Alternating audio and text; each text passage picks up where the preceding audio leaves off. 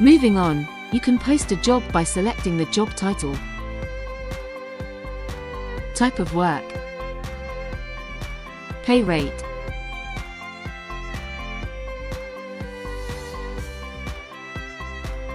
the expected start date,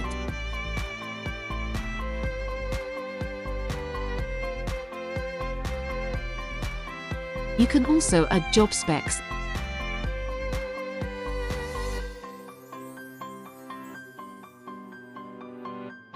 and perks and incentives.